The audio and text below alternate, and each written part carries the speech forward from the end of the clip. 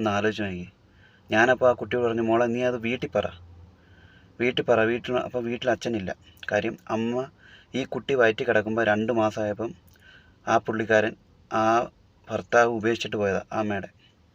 ഒന്ന് ആലോചിച്ച് നോക്കി എന്ത് കഷ്ടമാണ്. ആ അമ്മയാണെങ്കിൽ ഒരു പാവം, പുറം ലോകവുമായിട്ട് യാതൊരു ബന്ധവുമില്ല. ഈ കുട്ടി വളർന്നു വന്ന് ഇതൊരു ജോലിക്ക് പോകാൻ തുടങ്ങിയപ്പോഴാണ് ആ അമ്മ പുറം ലോകവുമായിട്ടൊരു ബന്ധമുണ്ടായത്. അതുവരെ പേടിയായിരുന്നു പുറത്തൊക്കെ പോകാൻ. കാര്യം ഈ അമ്മ അതുപോലെ അനുഭവിച്ചിട്ടുണ്ട് ഭർത്താവിൽ നിന്നും അടിയും തൊഴിയൊക്കെ. അങ്ങനെ ഈ കുട്ടി സത്യം പറഞ്ഞാൽ സ്നേഹിച്ച് കെട്ടിയാണ്. പക്ഷേ ചെന്ന് പെട്ടത് ഒരു അപകടത്തിലാണ്. എന്നും അതിൻ്റെ നടുവിന് വരെയാണ് ചവിട്ടുന്നതെന്ന്.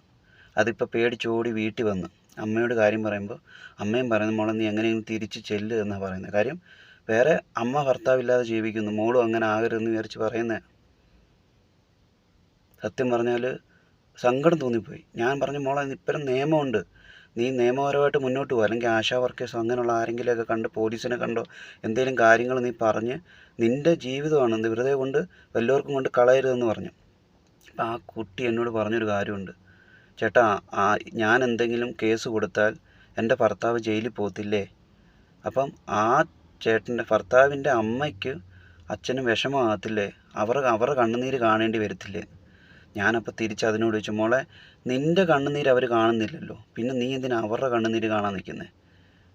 നീ അവർക്ക് വേണ്ടി ജീവിക്കുമ്പോൾ നിന്നെ അവർ മനസ്സിലാക്കുന്നുണ്ടോ എന്ന് ഞാൻ ചോദിച്ചു. കഷ്ടമല്ലേ? നമുക്ക് എന്ത് ചെയ്യാൻ പറ്റും? എനിക്ക് അതിൻ്റെ ഡീറ്റെയിൽസോ കാര്യങ്ങളോ പറയാൻ പറ്റില്ല. പറഞ്ഞു കഴിഞ്ഞാൽ ഇതിലും വലിയതായിരിക്കും ചിലപ്പോൾ അത് അനുഭവിക്കാൻ പോകുന്നത്.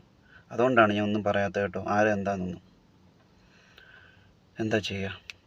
സത്യം പറഞ്ഞാൽ ഫോർ ദ പീപ്പിൾ പോലുള്ള ആളുകൾ ശരിക്കും വരണം,